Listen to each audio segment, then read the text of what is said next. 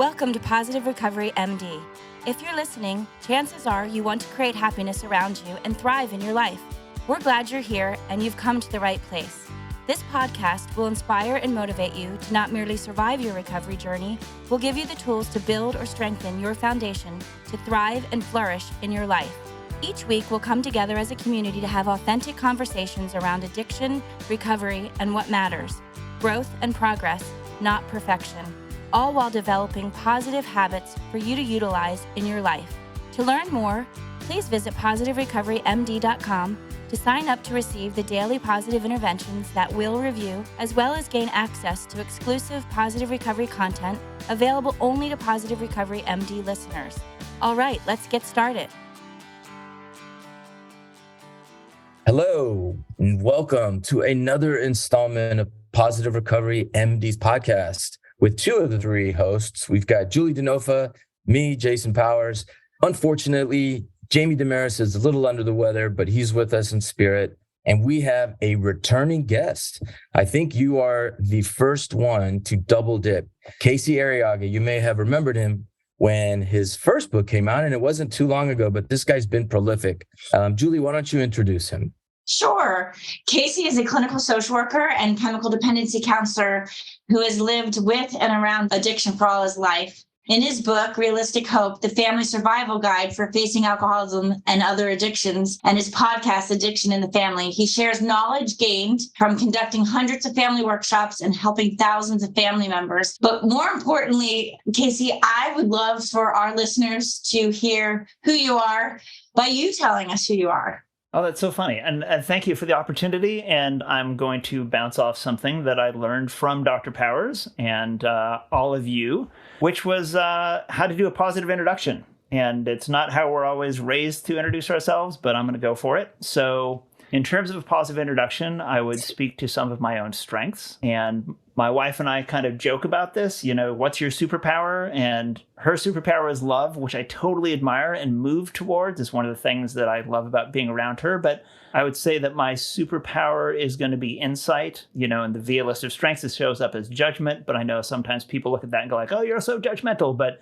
really looking and seeing like, where is the insight? Where is the wisdom? And it's funny, even though I'm used to doing this sort of thing, I find myself blushing a little bit saying that, but I know that's where it is. And I can honestly say that there have been times in my life, especially before recovery, where I used that insight to the detriment of myself and others. Figured out like, what does this person want? How do I get it? How do we work around things manipulatively? And in recovery, and then especially in my work helping other people recover, I've learned to take that same strength and use it for the common good as much as human. That's part of what inspires me to get up in the morning and do the work that I do. And so I don't know so much a particular moment, but I would say that the overall picture in my life has been, how can I use that insight, whether it's sitting with a client, sitting with a family, sitting with myself, sitting with my higher power, saying, what can I see in this situation? How do we tie different things together that maybe wouldn't normally link together? How can that be used to improve somebody's life? Thanks. Okay, so I'm going to push you a little bit. Go for it. Because a positive introduction is specific story, but your intro, it's interesting because the topic today is spirituality. I mean, your book, let me just throw it out there, is I have it, spirituality for people who hate spirituality. And so as I'm gently prodding you to give us a specific story, I also want you to highlight what you said, that you used your insight, your perspective. I think you're one of the smartest people I've ever met. It's a double-edged sword, right? You used it to manipulate people and, get what you want. Then in recovery, it's the exact opposite, right? To me, that speaks of a spiritual transformation. And I'm not going to ask you to, tell us a time where you got the best of somebody, but really like what stands out for you is just one example of using your insight to connect and show us the fruits of that. Okay. So I will actually think of, obviously all information will be scrubbed from this, but I was working with a client sitting in a little office long ago at a place where we all used to work. And in that office, I had a gentleman who was a hardcore atheist. He knew all the arguments.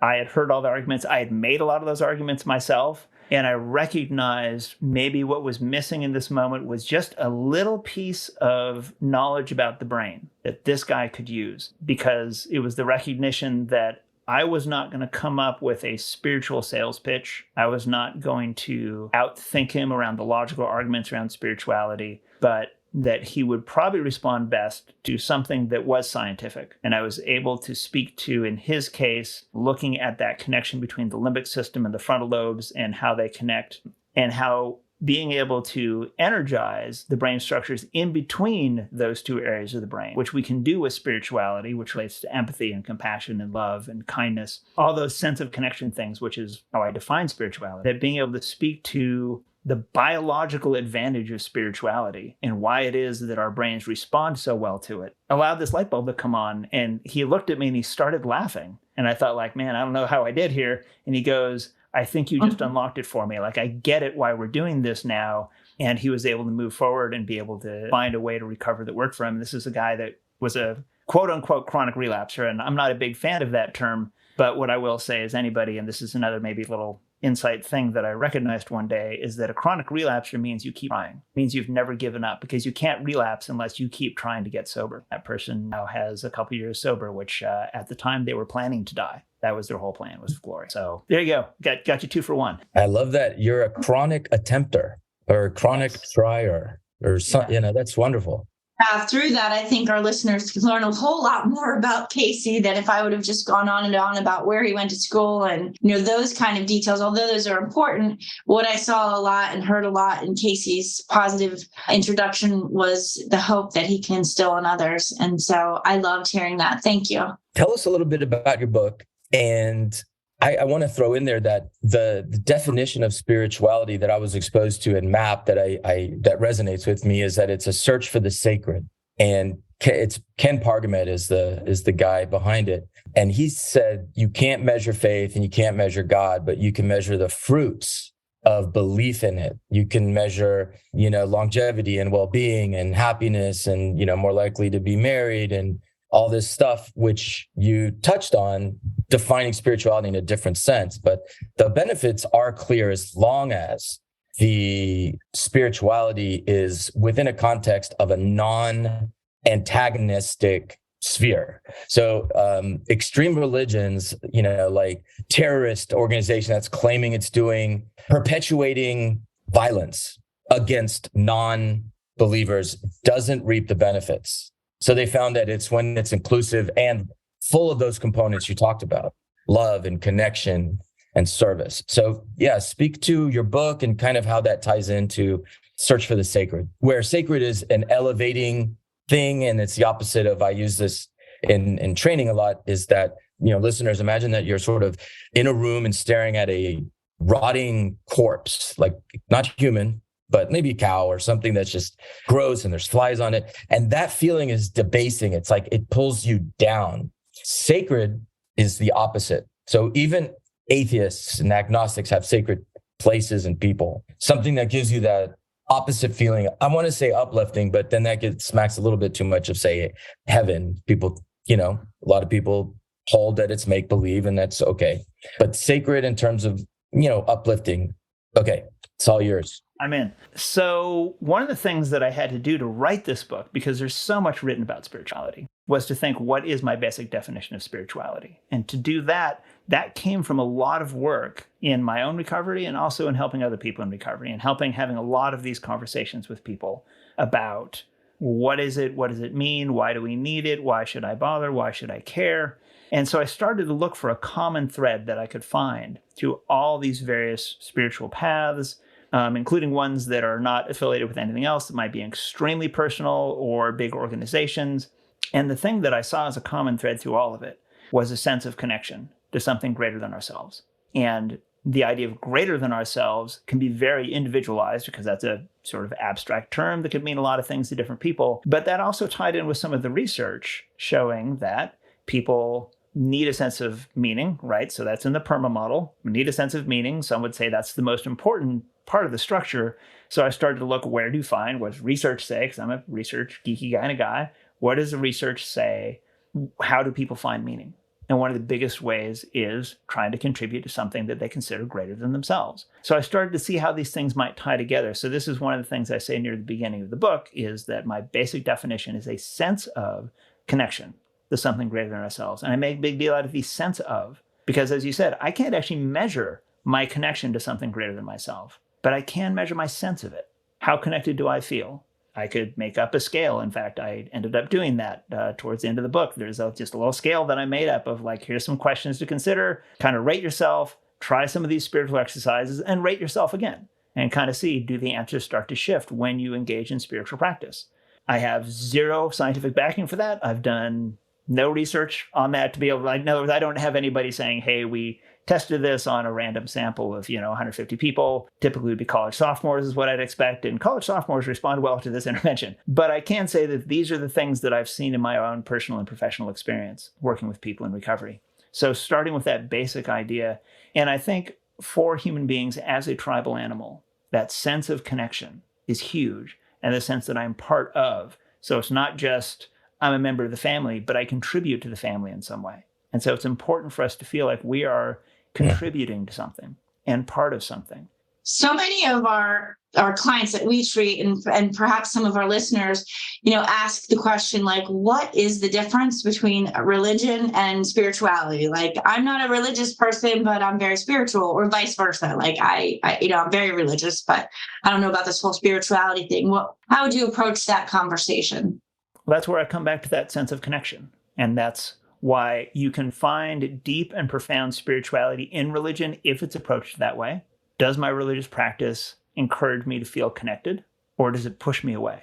And you were talking, Dr. Powers, earlier about where it is that religious practice can be detrimental. And again, that's what the research shows is, I tell my clients now, especially because I learned some of that or deepened that knowledge, especially researching just for this book, to say, like, are there circumstances in which prayer is a bad idea? And the answer turns out to be yes.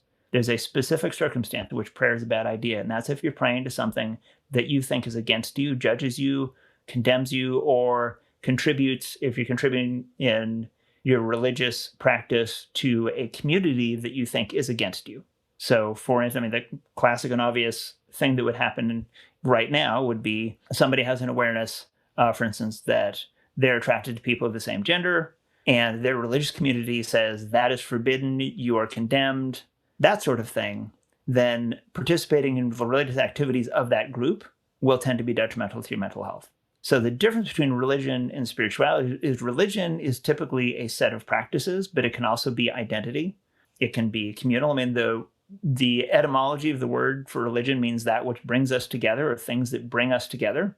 But religion does not always do that, because it might bring us together, but as defined and in opposition to somebody else. We are together separate from them. And human beings, we're biologically wired to have in-group, out-group bias. Which group do I belong to? Which one do I not? A sense of spirituality can, if we're going for that sense of connection, it can be most powerful if I broaden that connection.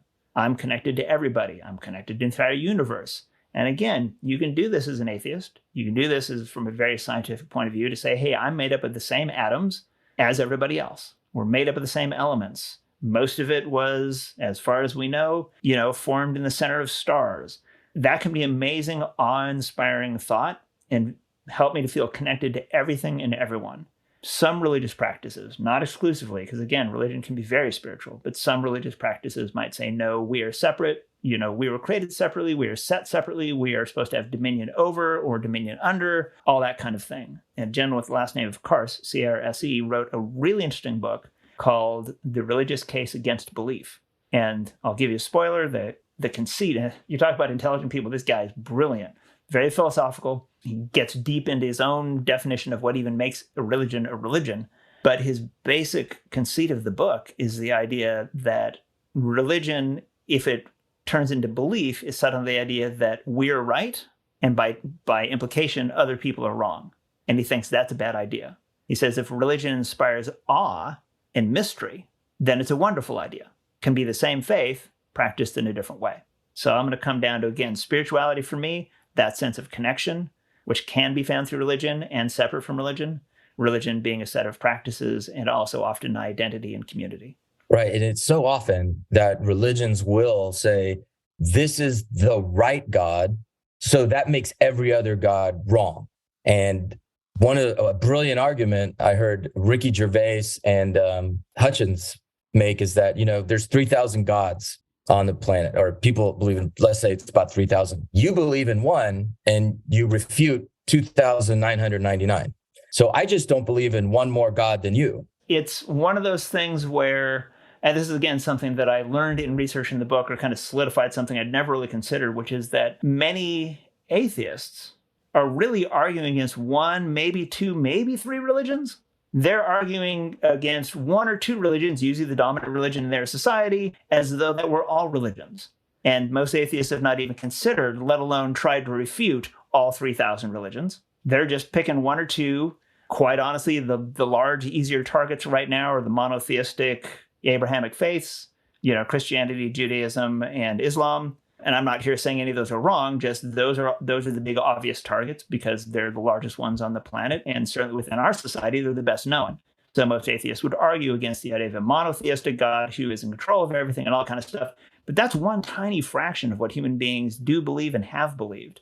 But I would also argue, and I do argue in my book, that even if you sit down with, say, 50 practitioners worshiping together in the same place, on the same day, chanting the same things in unison, every one of those 50 people has a slightly different conception. Even though they say they believe the same thing, they still have their own idea of what God is, what their relationship is, what are the important parts of the scripture, what are the parts they kind of gloss over, even though they would say, oh, it's all literally true. And yet you say, what's your favorite scripture? They're all going to pick a different one. One of them might speak to love, another one to division, another one to judgment, another one to divine retribution, which they think is good. They all have a different idea of who God is and what their relationship is and what everyone else's relationship is, which is part of my argument for the idea that subconsciously or consciously, we're going to make up our own conception. We're going to have our own idea. So I simply argue for making it a conscious choice. In my case, it's going to be a higher power that is loving and kind and cannot abandon me and wouldn't even dream of it and is on my side and has better ideas than I do. That higher power works for me, and I don't need to know what that is. I just have to know it's on my side and know that when I pray, that's where my prayers are going. Whatever's out there that fits this definition, that's you. And if that turns out to be the right side of my brain, talking to the left side of my brain, I am A-okay with that because that will work just as well for me and still infuse meaning in my life. But maybe there is an outside higher power that puts those thoughts in my brain. That also works just fine for me. There's no way I'd ever be able to definitively answer that question. And what I really found in my spiritual journey, especially around recovery, is I don't need to, and neither does anyone else. Yeah, it's just like there's millions and millions of people in AA across the globe, and there's only 12 steps, and they're not very long.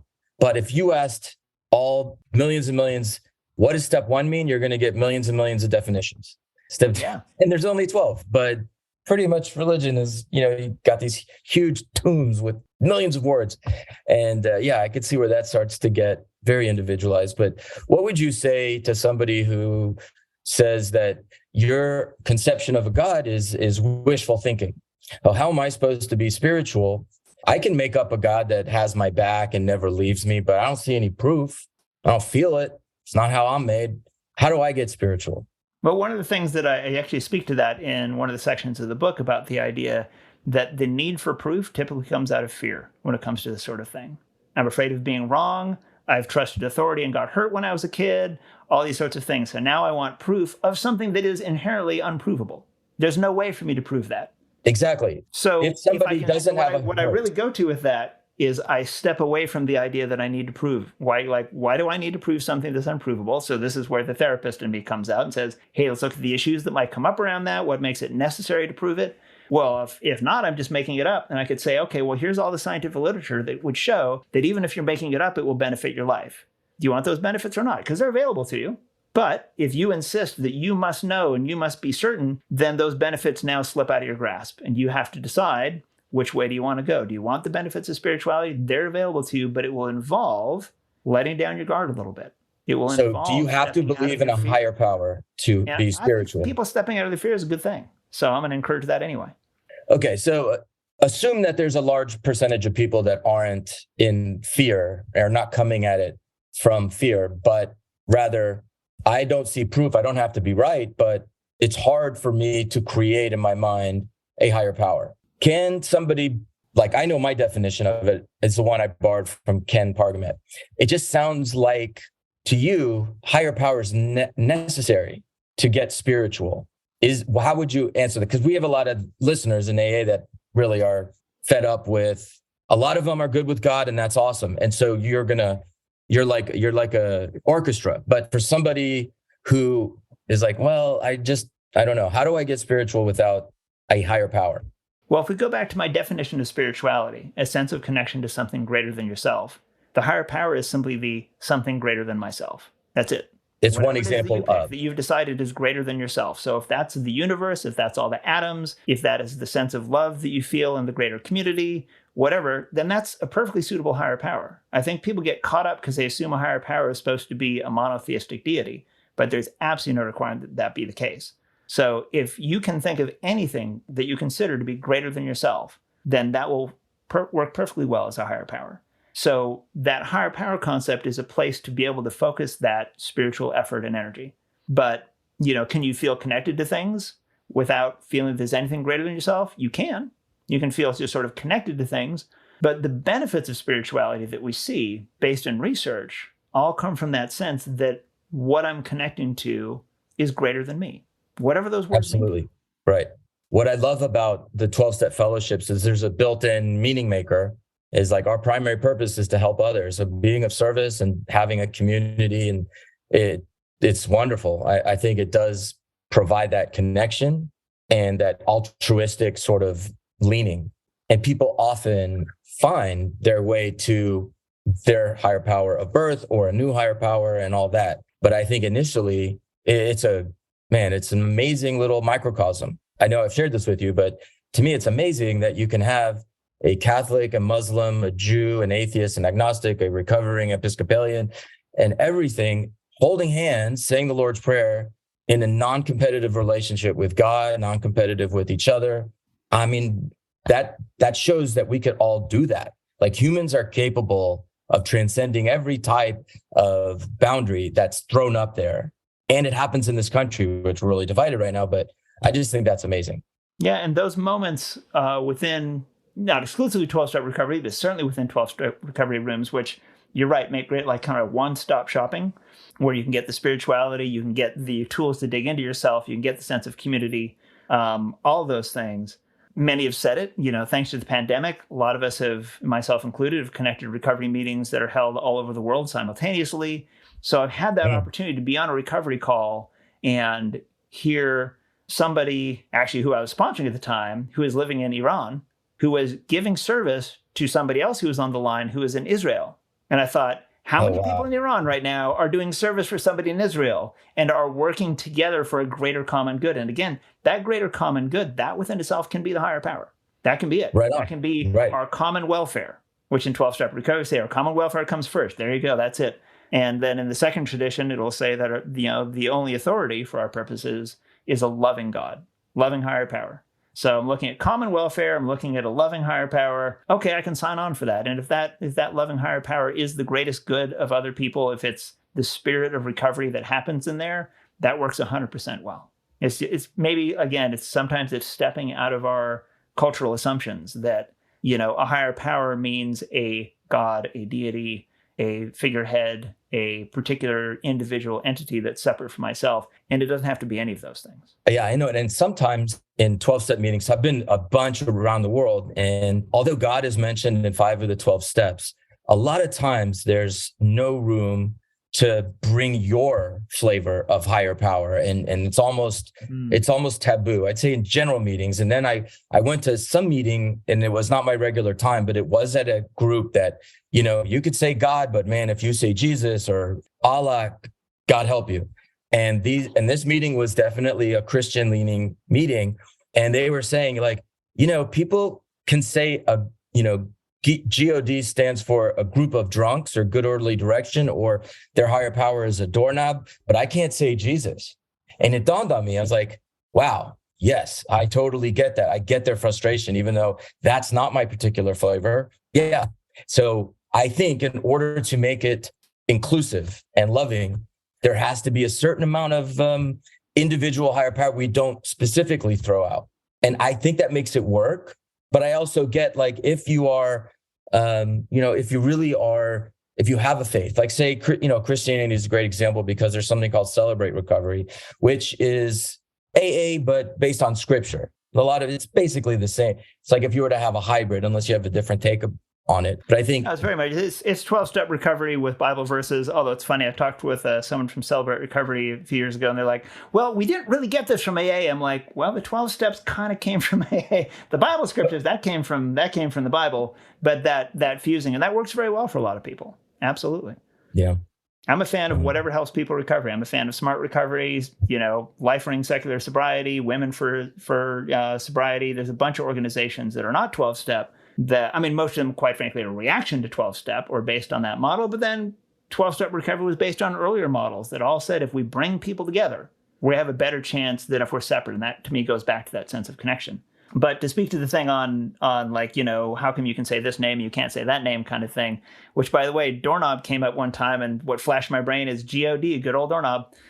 So we can even do that. I've heard a lot of those great outdoors. If, the universe is your higher power, good orderly direction. If you come from more of a Western Buddhist perspective, there's an infinite number of ways to do that. There are certain religions that are proselytizing, that are known for trying to convert everyone in their path. Christianity is not alone among them, certainly. And people tend to react more if those religions are brought up because there's just an underlying prejudice or assumption that, they're going to try and convert me. They want me to believe what they believe. But I will say that it's trying to think of examples. I've been in recovery for 24 years now, and I'm trying to think how many times in a 12-step recovery meeting have I seen anyone try to push their belief as being the right belief. I can think of 2, maybe 3 examples, which is not bad for 24 years, and I can't count how many meetings fit into those 24 years, to say like, okay, there's been 2 or 3 times where somebody, and again, this is not meant as a ding in against anyone, but when I think back, all 3 examples, or 2 or 3 examples, were people that were Christian, that were saying this way is the only way. But what I never found is anyone else in the meeting rallying around going, you're right, yeah, man, you're right, that's the only way. It's always kind of like, oh, yeah, dude, Someone might kind of roll their eyes, be like, oh, okay, well, that's Jim, that's what he says. But then the meeting goes on.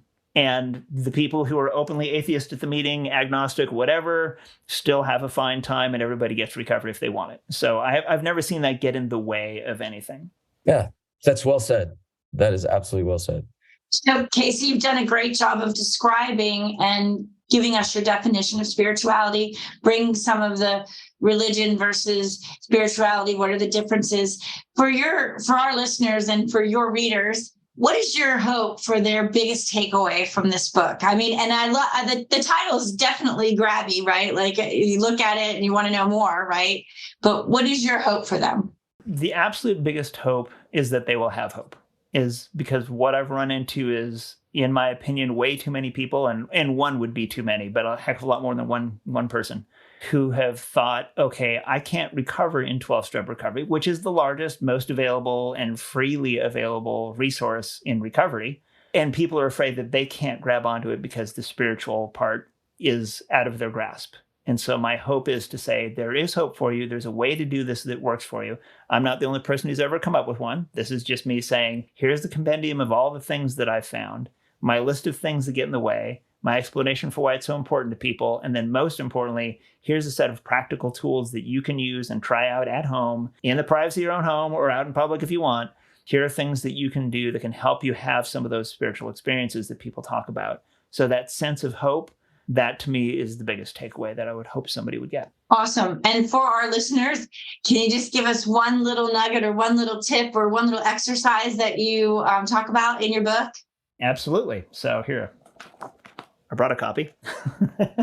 Awesome. So chapter 5 is called Making Spirituality Work for You, and how to make these ideas work for you, things like that. One thing that I would go to, let's see, I have several sort of meditation ideas in here. I have some ideas on how prayer, but here's kind of a big one that I would go to, which is two-way prayer, which is something that I'm absolutely going to say. I didn't make that up. No one living made it up. This comes out of originally the Oxford group that predates the 12-step fellowships, including AA. A lot of the early AA members were members of the Oxford group first. And for the Oxford group, two-way prayer was actually one of their most important tools. And some of the early members of AA from current writing and testimony would have said that two-way prayer was more important than meetings. because it was a direct connection to your higher power and a sense of a practical way to get answers to practical questions. And the hopes of the Oxford group, as it's been told to me, was actually that if they could get everybody or enough people to do two-way prayer, like get world leaders to two-way prayer, all this kind of stuff, that there would be no more war. Needless to say, that did not work out. That was like, I think, mid to late 19th century. So there were a few terrible wars on the horizon even at that time. But two-way prayer is a relatively simple method to feel like you're getting practical results. And I'm going to give just a very brief summary of how you do that. So describe exactly what I did this morning. I got up, rolled out of bed. I do pray on my knees with my hands folded. Part of it is an act of humility because I used to make fun of people that did that. That's not two-way prayer, though. That's just me saying, higher power, show me what you want me to do today. Give me the strength to do it. Pick up a couple daily readers, things that I find inspiring. For some people, this is part of their two-way prayer process here is reading or being in touch with something that's inspiring, being able to sort of sit in a place of meditation, whether it's for a few seconds or a few minutes. And then I write, Dear HP, because that's how I address my higher power. And I just journaled a little bit about what's on my mind, what kind of questions I have, what I'm looking for guidance. Interestingly, today, what I found most of it came out was actually gratitude. And so I just talked about that, but here, I'm going to pull out, didn't expect to do this. Here's my prayer journal. It's a composition book. And I'm going to look here. We had a decision to make about buying a car. Car broke. It's an older car. They don't know if they can find a part. They're still doing research. We may have to buy another car unexpectedly. So this is from 2 days ago. Dear HP, what do I do about our car situation? And then I kind of sit with that, and then I write a term of endearment that my higher power might use towards me. So in this case, I wrote, Dear Child. And then I let it just flow through the pen. I'm not thinking, what would God say? I'm just thinking, just let it flow. What is the answer? And what I got is, be patient. A rush decision is not likely to get you what you want. Think it over with Kira, that's my wife, and others in the program. Get clarity, stay open. Now, some of that stuff sounds like it could be in a fortune cookie. Like that could apply to anybody.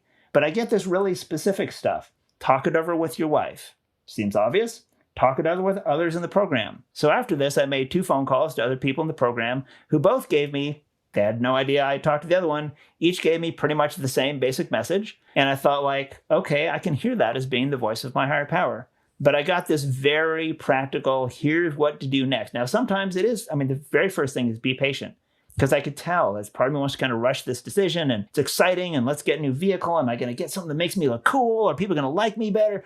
All this BS that comes in my head. BS for bologna sandwiches, of course. So all this stuff comes up in my head and my higher power's first thing is just be patient. Like, okay, this is not a decision I need to rush. That's a good point. There's not actually a big rush. The car is running. Talk it over with other people that you trust. That would include my wife. That would include, not that I would buy a car without talking to her, but just like sit down and talk with her about what's on your mind. Talk with other people in the program. I knew exactly the 2 people I needed to call. So I called them both on my way to work, got great input from them, and it put me in a place of peace. And that's what I usually find in the two-way prayers. I get practical answers, but more importantly, I get that sense of peace that I used to try and get out of my addiction. I used to think if I have enough of fill in the blank, then I'll be okay and I can have peace in my heart. Recovery instead, through things including spirituality, and I think this is the greatest gift of spirituality, is there's the chance to feel peace in your heart, feel okay with things that otherwise would feel troubling or worse yet, overwhelming, because if I feel overwhelmed, I'm a lot closer to relapse and making things even worse.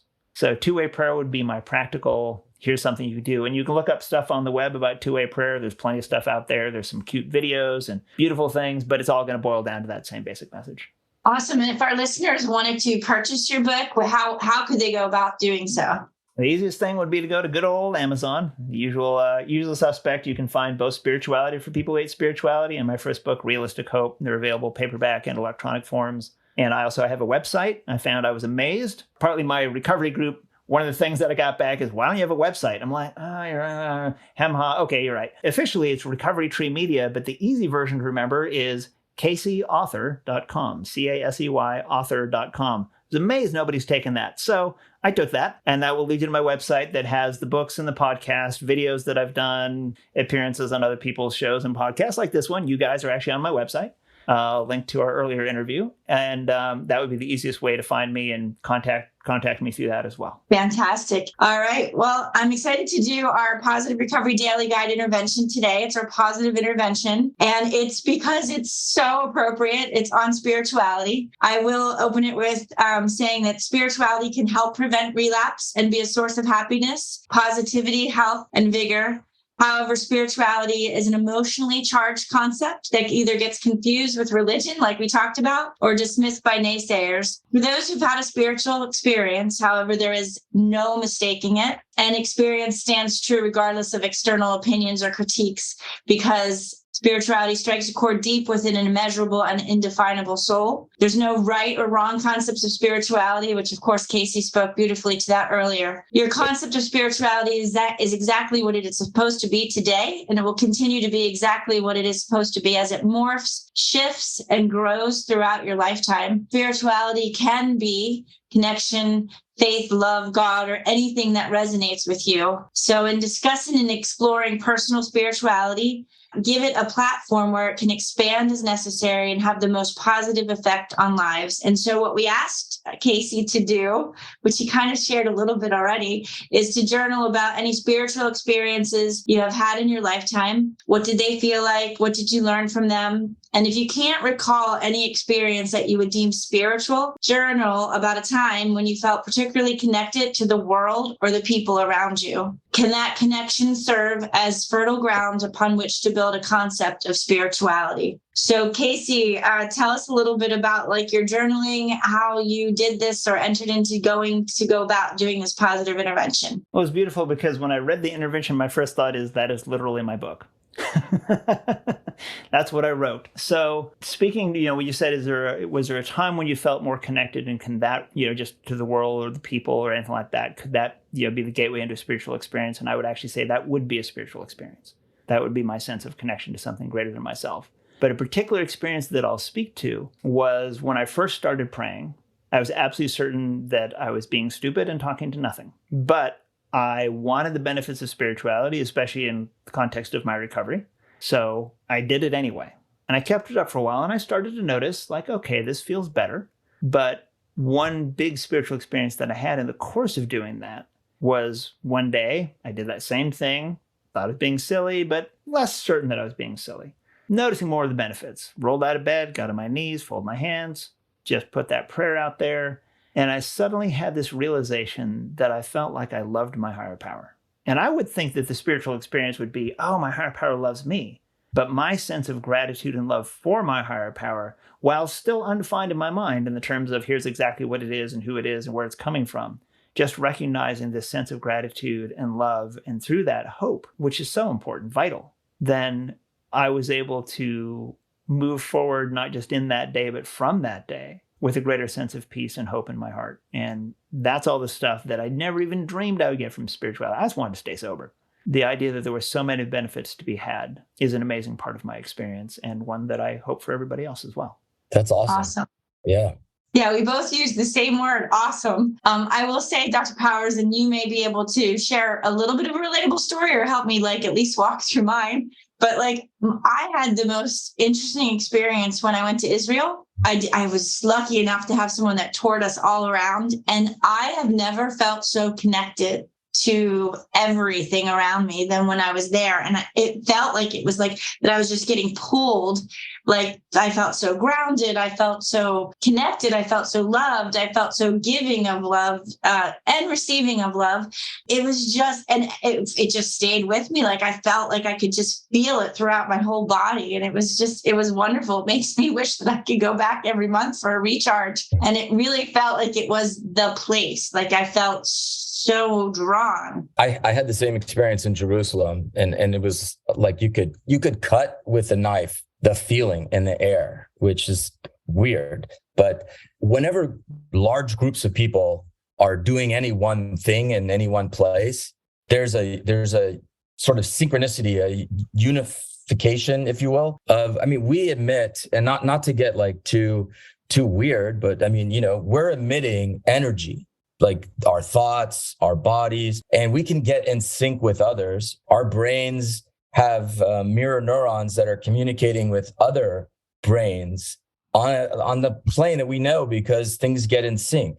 That's the center of the three most populous religions. Now, I don't mean popular, but yes, but that the most human beings on the planet, because of Arabs and being Muslim, it's the most in number, but that's the center of the three major religions that have the most amount of people in it. So it does attract a lot of people doing the same thing. And that energy, I believe, is responsible for it. I don't know anything beyond that. I mean, it's conjecture, but if we had like a spiritual meter, it would break in Jerusalem. I'm convinced of it. I think you're right. And thanks for kind of walking me through that, because I always, have that feeling. And I know too, like for our clients and people that I talk to in general, like when they talk about like kind of a spiritual experience or spiritual awakening, people feel like lost sometimes because they're like, I haven't had it yet. Like I keep waiting for the burning bush. I keep whatever it is. And so what do you say to those kind of people, either Casey or Jason? Like I know it's in the wait or it's in the process, but what would your recommendations be? I would say spiritual experiences are often things that are small and that accumulate. And every once in a while, there may be some big plateau moment. You're like, wow, I'm on a whole different level. But for most of us, they're just the little things that build up over time. And sometimes we don't recognize them until we look back and say, wow, I feel more connected than I used to feel. And that to me is the essence of a spiritual experience. That's what I would say is probably happening all around you. We're looking for the big miraculous thing because many of us, especially in early recovery, are used to, let me do this thing that flips a switch and I feel a whole different way. But that's not actually how our brains are built for most of the time. We're actually, that long, slow, gradual thing is the one that will actually stick with you.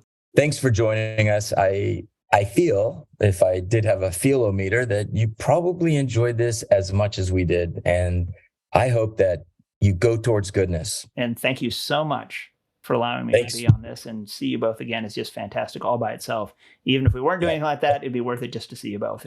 And let me express my gratitude to both of you for the differences you've made in my life and in my career professionally, but just in my life as an individual. So thank you both. And take care of each other. Take care of yourselves. It's not a dress rehearsal. This is all we got. Until later, signing off. Thank you for listening to this episode of Positive Recovery MD. Don't forget to visit positiverecoverymd.com to sign up to get your daily positive intervention sent straight to your inbox. Be sure to subscribe to Positive Recovery MD on Apple Podcasts or wherever you listen to your podcasts to receive an automatic download when a new episode drops. And as always, if you or someone you know needs help, visit positiverecovery.com or call 877-4-SOBRIETY, which is 877-476-2743. We are here to help.